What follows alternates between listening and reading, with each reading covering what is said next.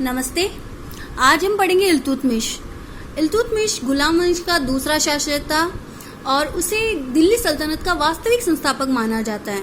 हालांकि जब हम गुलाम वंश पढ़ते हैं तो पहला शासक था कुतुबुद्दीन ऐबक, पर जो वास्तविक संस्थापक था वो था इल्तुतमिश। उसको वास्तविक संस्थापक क्यों माना जाता है? क्योंकि जब कुतुबुद्दीन ऐबक ने शासन छोड़ा था उस वक्त प्रशासन में कोई सुदृढ़ता नहीं थी, कोई नीतियां नहीं थी, कोई सैन्य व्यवस्था नहीं थी, मुद्रा व्यवस्था नहीं थी, आंतरिक और बाह्य रूप से शत्रुओं के आक्रमण हो रहे थे।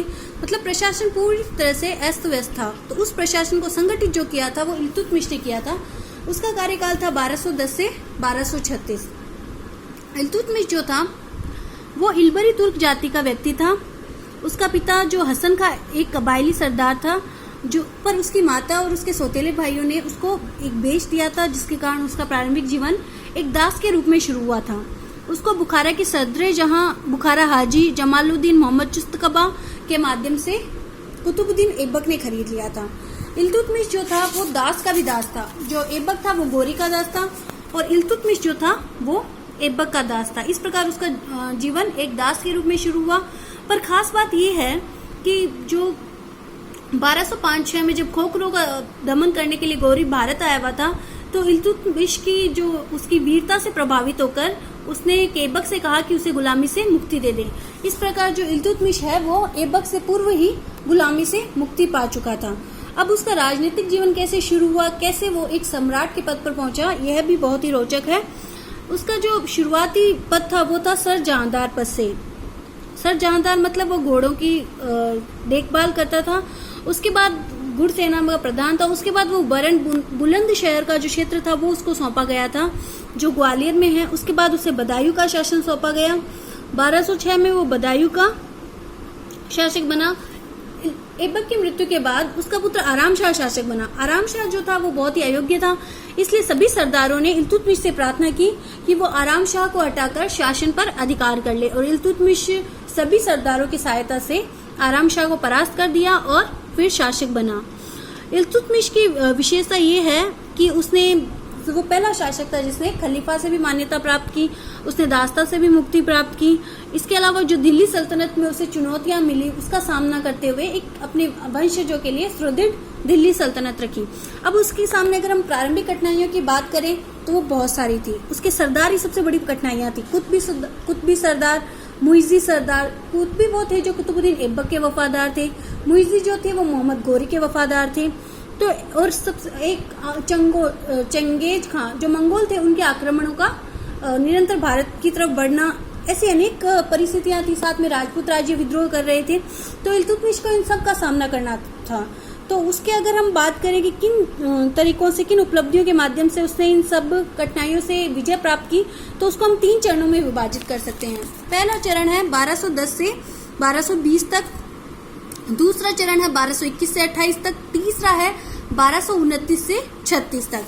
तो पहले चरण की बात करें तो इस दौरान उसने अपने विरोधी सामंतों जो यल्दोज और नासरुद्दीन कुबाचा, यल्दोज जो था वो गजनी का शासक था, कुबाचा जो था वो सिंध और मुल्तान का शासक था, और ये भी ऐबक के साथ ही गौरी के गुलाम थे, भारत विजय में योगदान दिया था। यल्दोज जो था वो गौर और गजनी का शासक था, तो मोहम्मद गोरी भी वहीं का शासक था। इस हिसाब से वो स्वयं को संपूर्ण भारत का शासक मानता था। कुबाचा जो था वो भी इल्तुतमिश से सीनियर था, उनसे बड़ा था। जो यल्दोज है उसकी पुत्री से इल्तुतमिश का विवाह हुआ था। तो यल्दोज जो था उसने सबसे पहले क्या किया, इल्तुतमिश को छत्र और चमर भेजे कि तुम मेरे अधीन हो। इस आधार पर उसने इल्तुतमिश को छत्र और चमर भेंट किए थे, जिसको बोलते हैं राशि, दंड और छत्र, जिसको इल्तुतमिश ने स्वीकार कर लिया। इस आधार पे, क्योंकि एक तो वो उस वक्त कम शक्तिशाली था, दूसरा उसने इस आधार पे स्वीकार किया कि वो मेरे ससुर है और मुझसे बड़े हैं। इस आधार पर उसने उसे स्वीकार कर लिया। पर जब उसकी स्थिति सुदृढ़ हुई तो 1215-16 में पानीपत के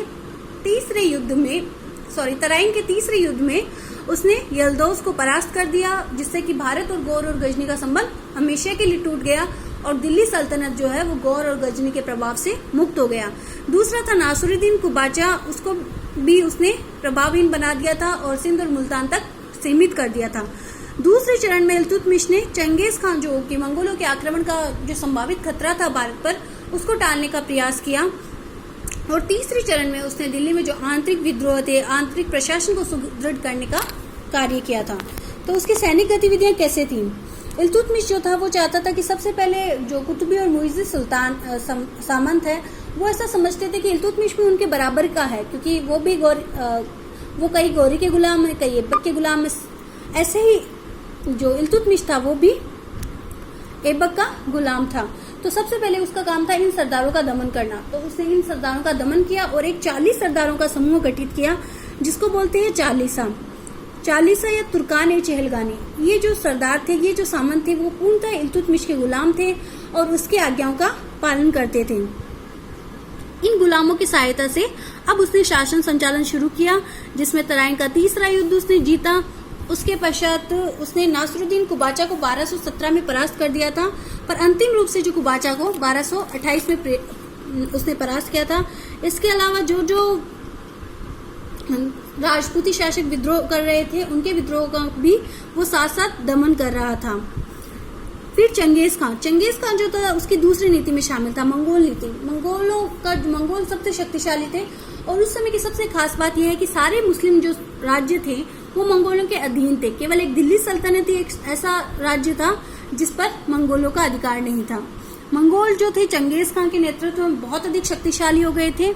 उन्होंने ख्वारिज्म के शासक अलाउद्दीन मोहम्मद का पीछा किया और वो जो है वो भारत की तरफ आया। उसका पुत्र जलालुद्दीन मांगमणि जो था वो सिंध नदी के पास आया। उसने अपने एक दूत आइन उल मुल्क को इल्तुतमिश के पास सहायता के लिए भेजा। अब इल्तुतमिश जानता था कि अगर उसकी सहायता की गई तो हमें मंगोलों के आक्रमण का सामना करना पड़ेगा। तो उसने उसे दूत को मरवा दिया और अपना एक दूत भेजकर जो जलालुद्दीन मांगमणि था उसके पास संदेश भेजा कि यहाँ की जलवायु आपके अनुकूल नहीं है, इसलिए आपको यहाँ से लौट जाना चाहिए। अब जब उसे कोई सहायता नहीं मिली तो वो उसने सिंध मुल्तान में कुछ लूटपाट की और उसके बाद लौट गया। और जलालुद्दीन मांगमणि के साथ साथ ही मंगोलों का संभावित आक्रमण भी भारत से टल गया। लेकिन जलालुद्दीन मांगमणि जो था उसने भारत में जो मुल्तान और सिंध में लूटमार की थी, इसके कारण इल्तुतमिश ने कुबाचा के क्षेत्र पर भी अधिकार कर लिया। उसने 1228 में कुबाचा पर आक्रमण किया, उसे परास्त किया और इस प्रकार सिंध मुल्तान में इल्तुतमिश के अधीन आ गए।